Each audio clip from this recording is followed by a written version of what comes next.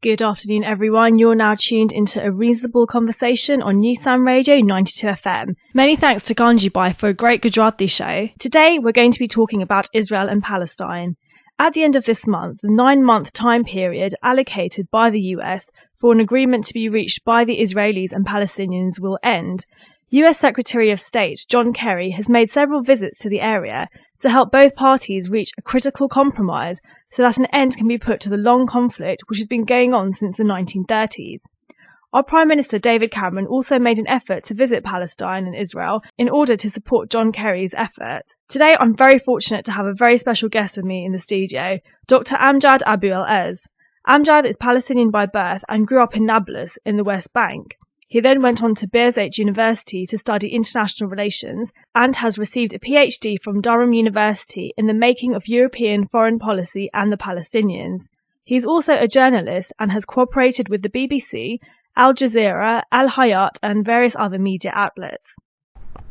Hi Amjad, how are you? Thank you so much for coming on to Nusound Radio. Thank you so much for having me here, and it's my pleasure to talk about this very important and very sensitive issue, relating to the conflict in the Middle East. No, definitely. I mean, the Israel and Palestinian conflict has always been a high priority in the international media, but every time we see a glimpse of hope, there's always some obstacles that stall these talks. What's the situation like now? After a long time of, absence of the negotiations, recently, last year, the direct negotiations between Israel and the Palestinians began on the July 2013. It's was following an attempt by the United States to restart the peace process. And actually, negotiation was scheduled to last up to 9 months to reach a final status to the Palestinian and Israeli conflict. It was as I said, this time will end in 9th of April. They started in Washington, D.C., and they were planned to move to King David Hotel in Jerusalem and then in Hebron. But since that time, there were a lot of obstacles facing the negotiations between both parties. Before the peace talk began, both sides offered a gift. The Palestinian offered to put on hold international recognition as a state, while Israel offered to release of 104 Palestinian prisoners, all of whom have been in Israeli jail since before the 1993 Oslo Accord.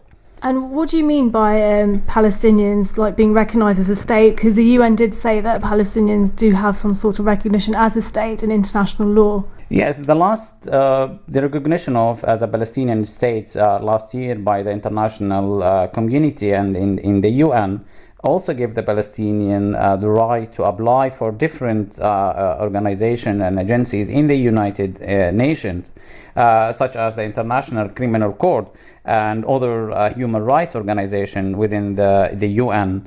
And that will be give them the right, the Palestinians give them the right to take Israel to this organization and be held for their legal issues and to be accountable for the international law. And that's what made Israel worry. Okay, and what sort of things do you think the Palestinians are going to bring to the International Criminal Court against Israel? That's one of the violation of human rights, the settlement, building, many issues. One of the issues that they might take Israel to the International Criminal Court and putting their officials and army officials on the blacklist. So tell us, for our listeners who don't really know what's going on with the whole settlement issue, what's the whole settlement issue about and what's the main issue behind it? If we go back, then there are 5 or 4 problems, challenges, let's say obstacles that facing any peace process in the Middle East. They are the land, the borders, the Jerusalem, the refugees, and also the water. So and each time. So drinking water and. The water because that's most of the rainfalls come in the Middle East in West Bank, and a lot of the source of water is coming to the Israelis coming from the West Bank mountain and land. So there's a lot of the percentage of share and the percentage of consuming. There's a big gap between the percentage of water being consumed by the Israelis and by the water being consumed by the Palestinians. And that's, the water, one of the issues, but the most important is Jerusalem. Jerusalem and the right of return for the refugees. We're talking about millions of the Palestinians who live abroad in Lebanon and Syria and Jordan. And also they have the right of return by the international law to their lands, and that's also Jerusalem. The Palestinians they believe in dividing Jerusalem between the Palestinian and the Israelis, while the Israelis says that Jerusalem will never be divided. It's just going to be the capital of Israel. So that Jerusalem is a holy place. It's not just for the Muslims. It's a holy place for the Christian as well. So as a Palestinians, we don't have the right to give up Palestine or to say that okay, Israel take it. And actually, Jerusalem is one of the biggest important issues that affecting the negotiations in Camp David negotiations during Arafat time. The settlement is, you mentioned, it's very important case because despite the fact that there's a border like the line, the 1967 line, the Israelis, they keep building settlers, they keep building houses in the occupied Palestinian territory, which is in the lands belong to the Palestinians. And actually this policy killed the two-state solution. And that's why the Palestinians, they are threatening to go to the international court and to stop Israeli from building more houses and in their lands. Amjad, you mentioned that there were negotiations to release 104 prisoners. What else did Israel want in return for the release of these prisoners, in addition to Palestine not going to UN agencies to seek further statehood status? There's the last news coming from the Middle East says that this kind of deal, this kind of negotiations between the Israelis and the US, the Israelis asking to free or release Jonathan Pollard, the former US intelligence agent who was convicted of spying for Israel.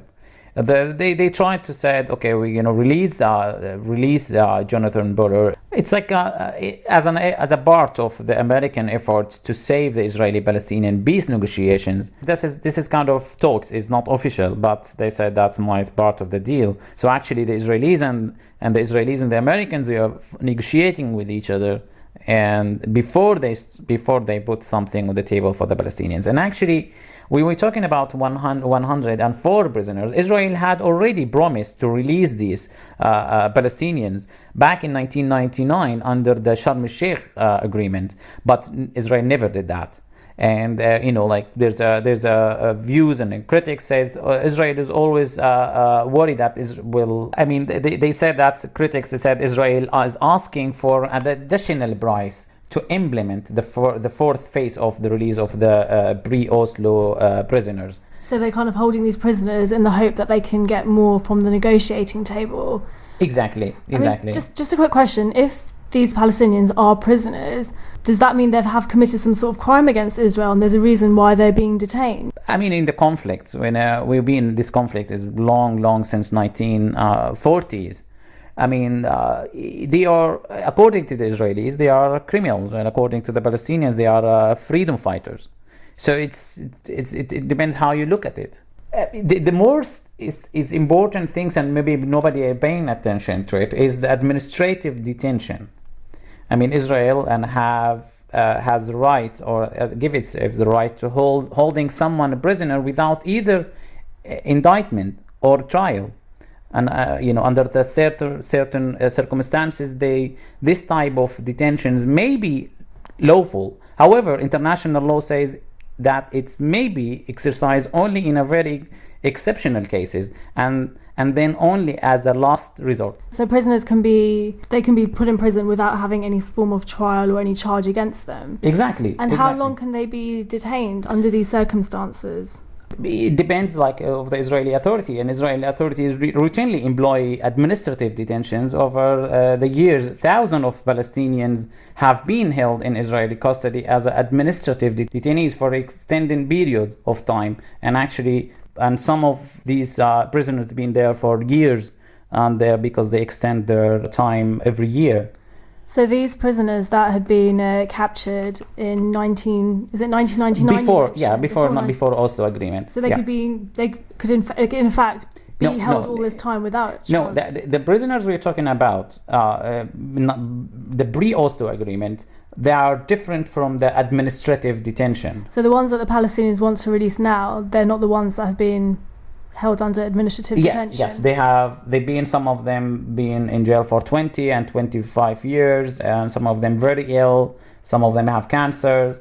So they are in a very bad circumstances, and that, as I said, Israel accepted to release them in 1999, part of the Sharm el-Sheikh agreement. There has been, in the press lately, I have been reading up and reading some articles on this, and the Israelis have said that they might not release all these prisoners. I mean, is this a deal breaker for the Palestinians? I mean, as I said, the Israelis, maybe they're trying to gain more benefit from the Palestinians in return for releasing these prisoners. But actually, that will put an obstacles in the Palestinian and the Israeli-Palestinian negotiations, and also in the peace process, and that will poison the environment. And the Palestinian will say, okay, the U.S., you promised us to put a pressure on Israel to release these guys, and now you couldn't do it. So that will the credibility of the U.S.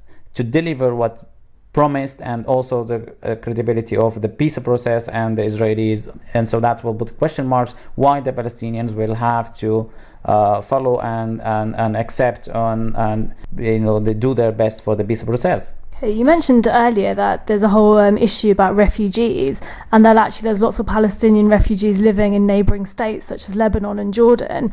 If there is an agreement that's been reached between Israel and Palestine during these peace talks, would these refugees have a right to return?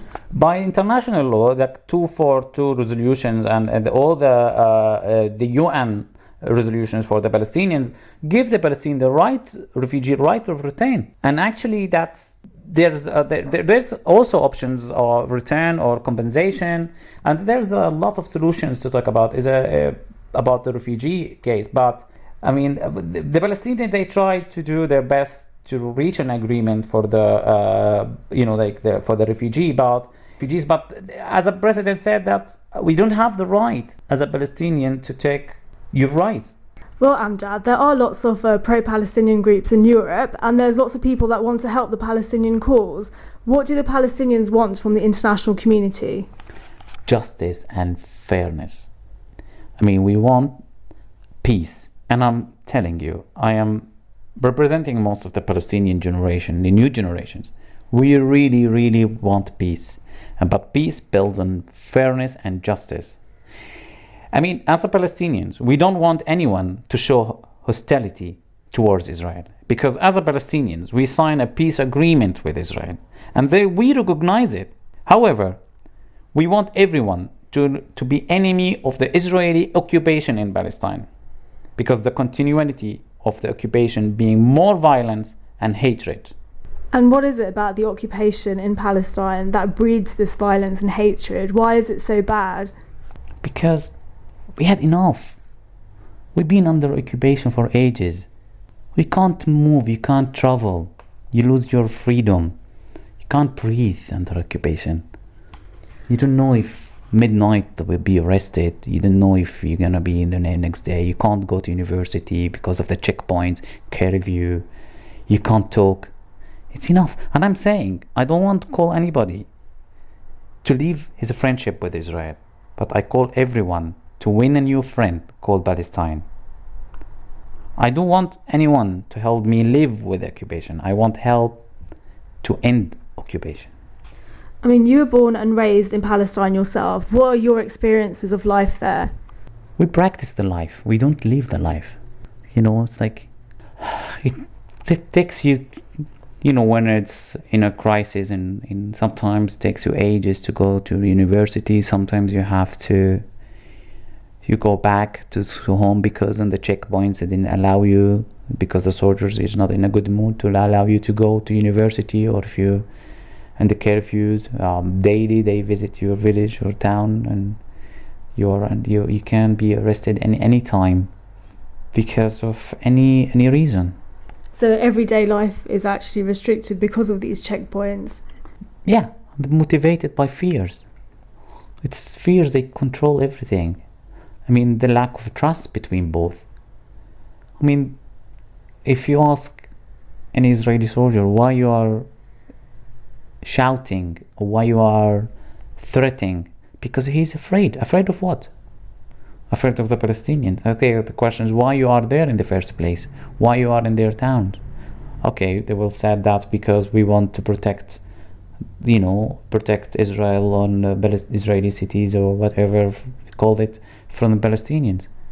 I said we accepted, two-state solution, and we said this is the border, 1967 borders. I mean, and I don't have a problem. We don't have a problem with Israelis who were, if you want to come, we don't have a problem with Jews or Israelis coming to Palestine for business or tourism reason, as long as they were not an occupying forces, and we don't want temporary solutions. We want only a permanent peace deal that built on justice and fairness.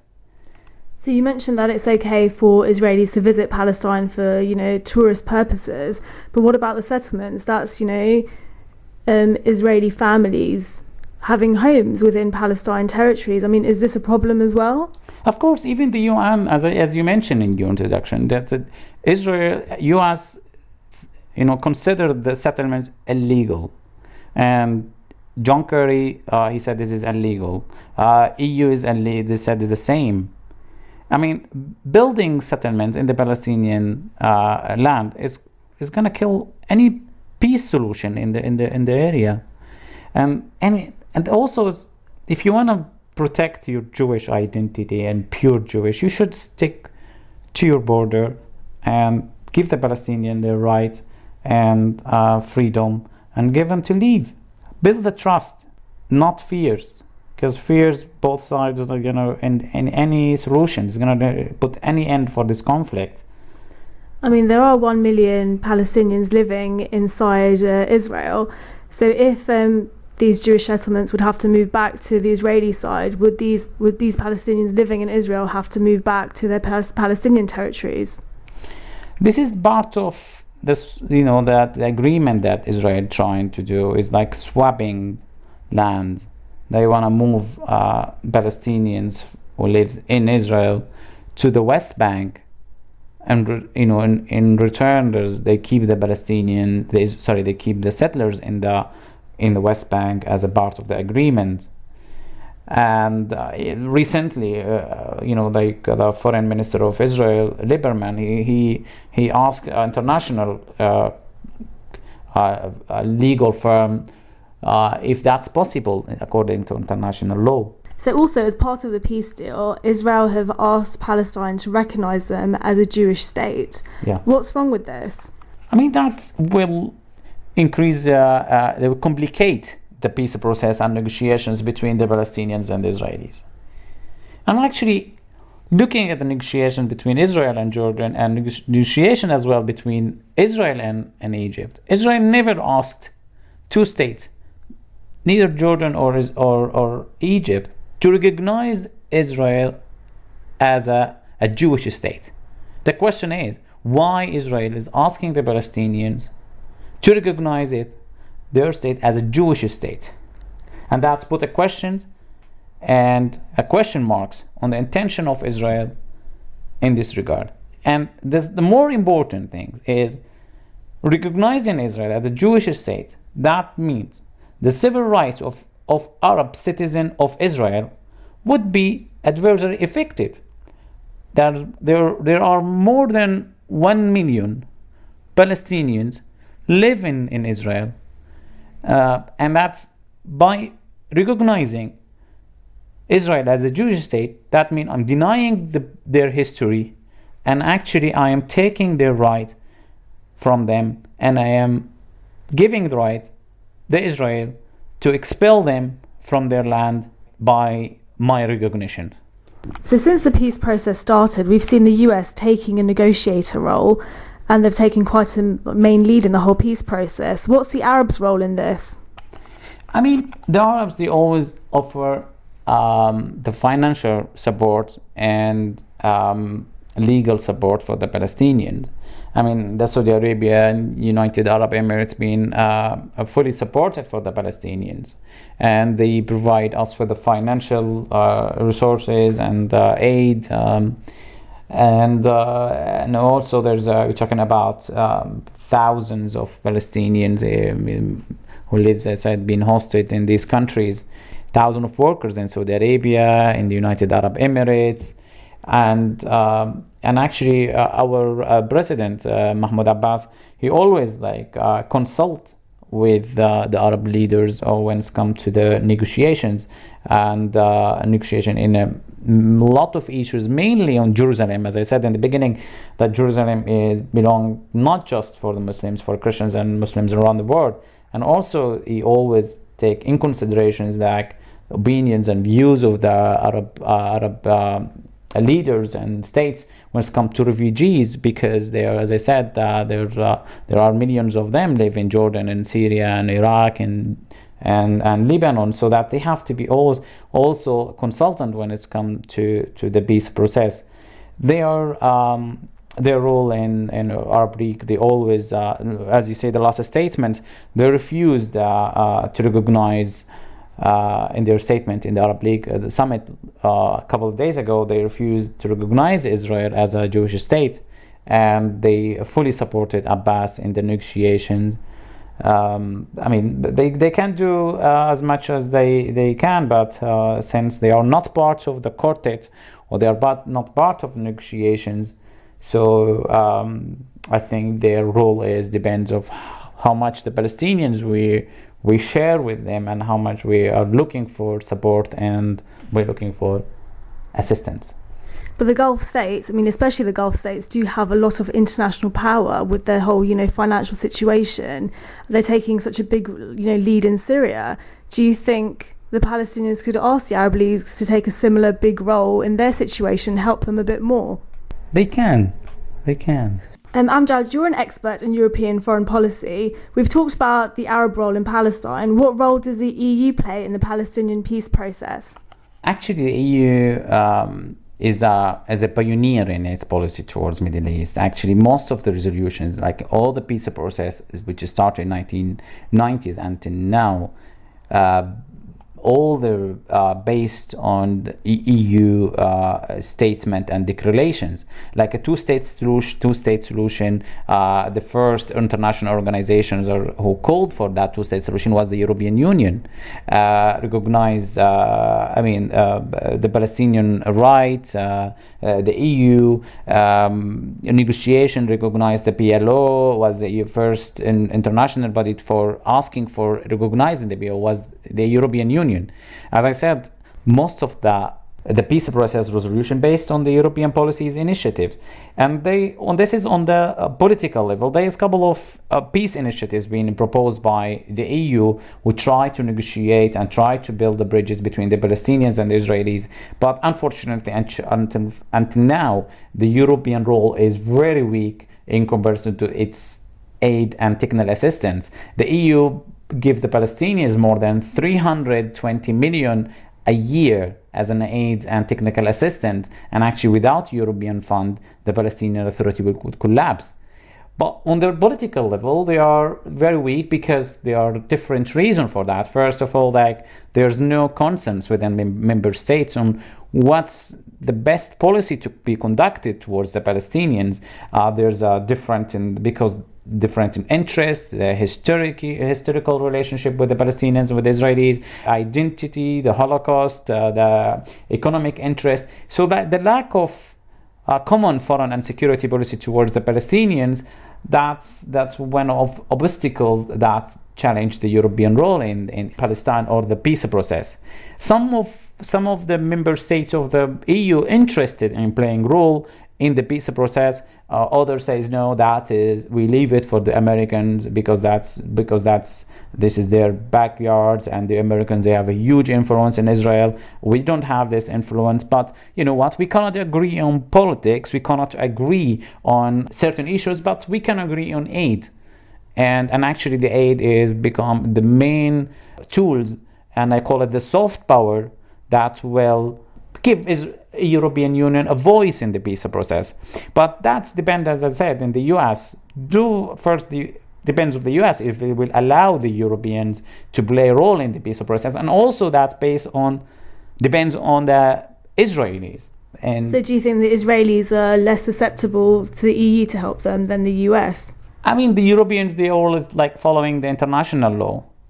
And they always say that international resolutions, and actually most of the international resolutions, like the UN resolution, in a favor of the Palestinians.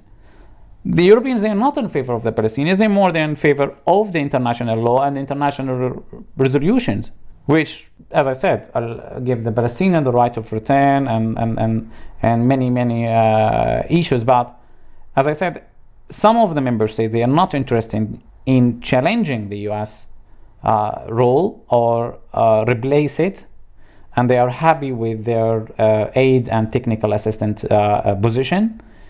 Others, no, they said we can blame that, but they don't have the ability, they don't have the capacity or expertise to play that.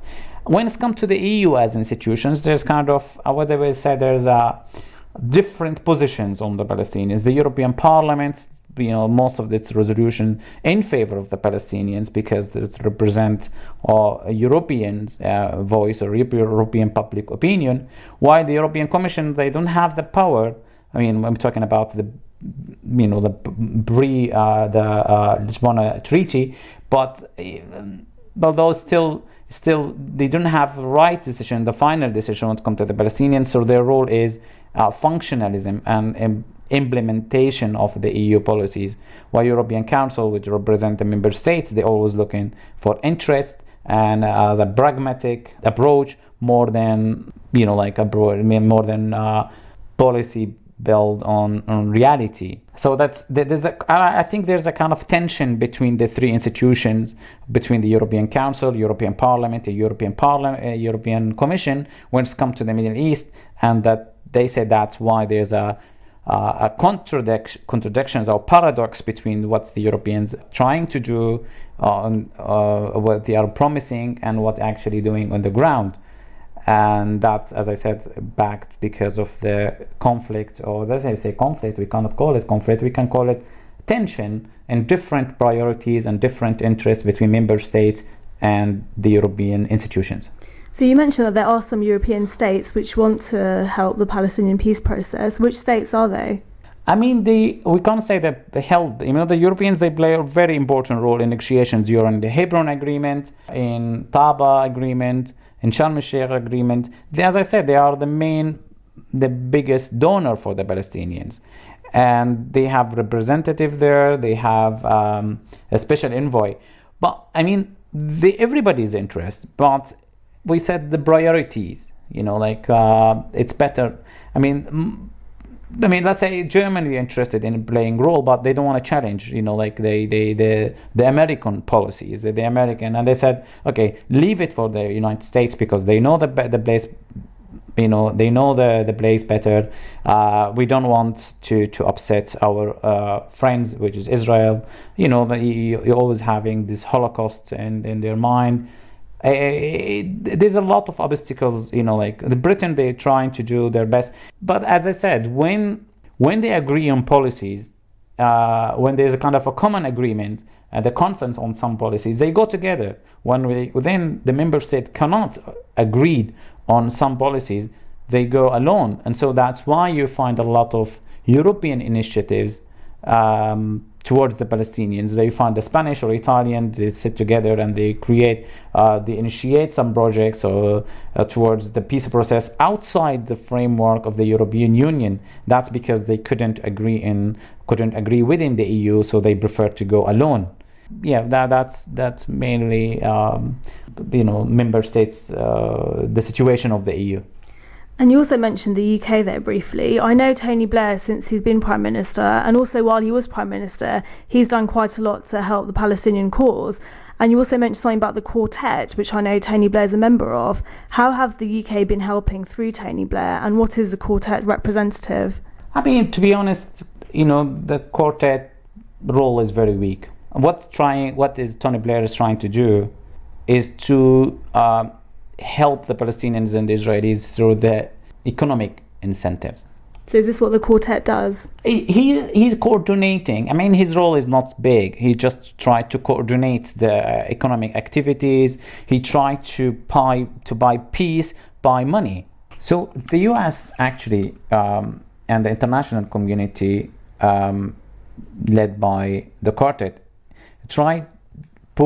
promised to pour $4 billion in the Palestinian economy in order to convince the Palestinians or to have the benefit, to feel the benefit of the peace process.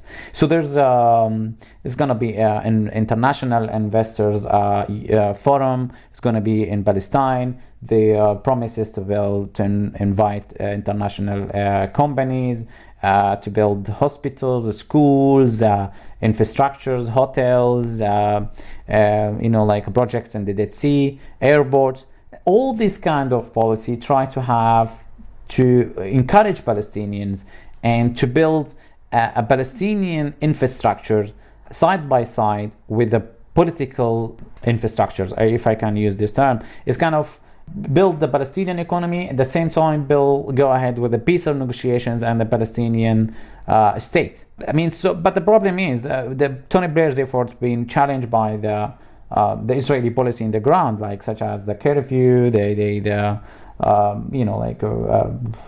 checkpoints, the restrictions on the investment, many obstacles that been put by the Israeli occupations on the effort to build a Palestinian economy. And there's a lot of money actually. There's investment in Palestine. There's more than $12 billion being invested in the Palestinian Authority, but there's a lot of restrictions. And actually, the percentage of loans being given to the Palestinians is also increased. So as I mentioned, there's a lot of investments in Palestine and banks getting a lot of money from outside.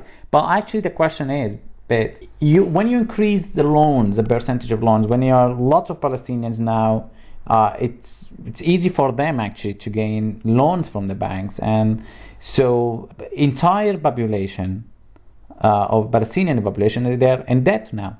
And that is a little bit dangerous, because by this way you are actually increasing the consumption. So you are make it easy for the Palestinians to go and take loans from bank and buy material like cars and cosmetic stuff. And while you're neglecting, you're putting a lot of constraints and restrictions and investment loans. Yeah, so actually the Palestinians could face a similar economic crisis as a result of all these debts and loans. Actually, yes, and you're turning entire Palestinian community to be slaves of their salaries. So whatever you're having, you're waiting for your salary to have to pay more than 45% of your salary has to go to the banks for your loan. While they're supposed to give more loans to more farms and factories and make it easy. And that's the question marks, rather than give me the fish, teach me how to fish. And that is the question, why they are doing that for the Palestinian economy. And that might be, maybe change after the negotiations. Maybe, that's of Tony Blair. I don't know if he has to do that. So you also mentioned that Palestine does receive a lot of funding. Are these funds put to good use? I think situation now is better, and a lot of now credibility and transparency in the Palestinian Authority. They know, and situation is getting better. Of course, there's kind of security take a lot of the highest percentage of the Palestinian budget, and that's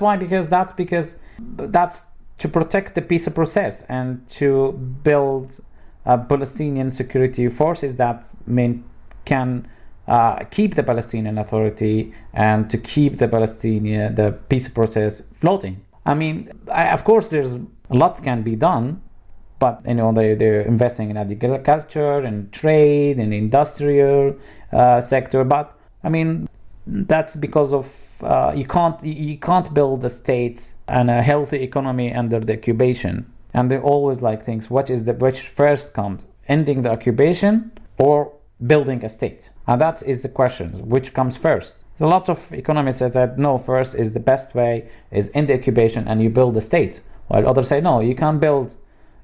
Prepare the Palestinian Authority, prepare the Palestinian economy for the right time to have the state, if it's going to be a Palestinian state. And do you think, from your own personal opinion, the Palestinians are prepared to have their own state when occupation does end? Yes.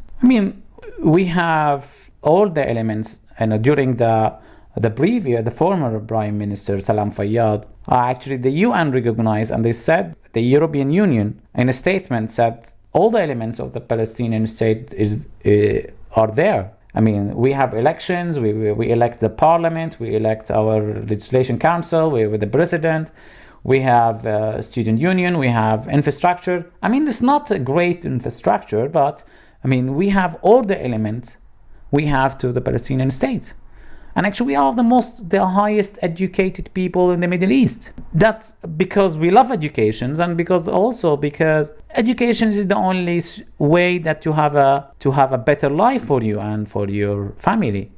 If you are here in Britain, if you don't want to go to university, you can be a soldier, you can be a police officer, you can be whatever you want. In Palestine, the only way to have income and to have a good life for you and for your family is to have education. And actually this is why we are the highest educated people in the Middle East. And wherever you go, you will find the Palestinians. I remember I met Jack Straw one day, and he asked me, where are you from? And I said, I'm a Palestinian. And he said, that's very good, because wherever I go I find the Palestinians, and I'm really because they are Palestinian, are very well educated. That's really interesting to hear, and that's really inspiring as well. I don't think in the UK I think we take education for granted a bit much, and I don't think we appreciate how many doors education can open for us. So it's really nice to hear. It's a lot of sometimes when you propose for a girl, you want to get engaged or to her, and the conditions say, no, you can't do that before she finishes her education. And that's how it stands in Palestine. Yes, the law. that's amazing. It's not a law. This is common. That's because education for us is a guarantee. That this is kind of assurance for you, for your family, that at least you will have her education. She can fund herself. She can. And the funny thing is, we used to, when you choose the subject to study, we don't, because we're under occupations, because there's no chances, no jobs. So we said we're gonna study accounting or mathematics. Why? Because Saudi Arabia need teachers, mathematics. They need engineer. So we are studying to meet the needs of other markets, not to meet the needs of your market, because we don't have a market actually. Oh, okay, I see. And you did mention before about elections. I know that Palestine did have some elections previously. When are the next elections due, and what do you think the outcome's going to be? If Hamas and Fatah agree to have elections, we're going to have elections. But since there's a division within the Palestinian Authority, there's the conciliation is far now. So we cannot have elections in West Bank and neglecting Gaza, or in Gaza without West Bank. So first of all, both Palestinians were divided. Shame on us that we are divided. If they agree on that, to sit on the table and negotiate and put a conciliation and an agreement to solve their problems, there will be an election. But now I don't think there will be an election. So how do you think the peace process is going so far? Do you think there is going to be a solution to the Israel-Palestine conflict in the near future? To be honest, it's not clear, and no one can tell you what are the scenarios for the peace process. But I think lack of negotiations and conflict resolution will lead, one of the options will lead the Palestinian President Mahmoud Abbas to dissolve the Palestinian Authority. And in fact, he threats to hand over the keys many times to the Israelis. And he has been warning the world and specifically the United States and Israel. He said if there's the lack of negotiations, he will dissolve the Palestinian Authority. And that's indirect way inviting Israel to reoccupy the major Palestinian cities in West Bank. So he's basically saying if, the negotiations don't lead to anything, he'll just give the Palestinian land to the Israelis. So there'll be, occupation, but on a bigger scale. I mean, he is like indirect way. He said that, I remember he said actually in 2010, he said, I will not accept to keep the negotiations with Israel if they later resume construction of the settlement. And he said, I would not accept to keep being the president of any authority that is not exist. I mean, there's no authority because I remember he said, I have to ask Israeli permission for leaving or coming to Ramallah. So there's even restrictions on the president from traveling. Yeah, if he has to have a permission, if there's no authority, that means he has to have a permission from the Israeli authority or when he leaves and when he come back. I mean, it's actually he's asking Israel to take its responsibility as occupying power of the Palestinian land, which according to the law they have to take care of the service, and starting from providing service hospitals, schools, and everything for the Palestinians as occupying power. I mean, that's one of the options. It's not clear, but what mean chaos and violence, and again going back to the intifada, might be an intifada. And you don't forget that, there's more than 35,000 security employees in the West Bank alone. It's different now. You're talking about there's 6 security agencies in the Palestinian Authority. They've been trained. So if dissolve the Palestinian Authority, it will create chaos in the region, and that will be violence. So these security agencies, they belong to Israel, or do Palestine have their own sort of police force and army as well? No, actually they are the Palestinians, according to the peace, the Oslo agreement that give the Palestinians the right to build security forces that to protect the peace process and to maintain peace.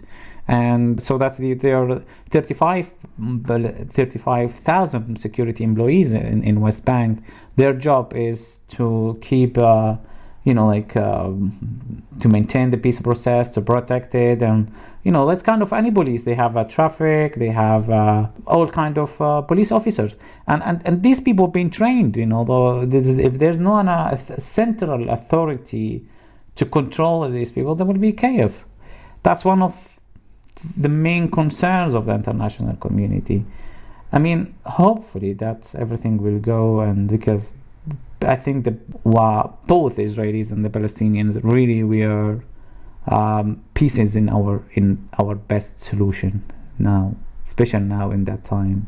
So hopefully there will be a peace process on the cards. Hopefully both sides are going to reach an agreement that will have an impact in our generations. The Palestinian and Israeli generations, because we had enough, and actually international community has enough.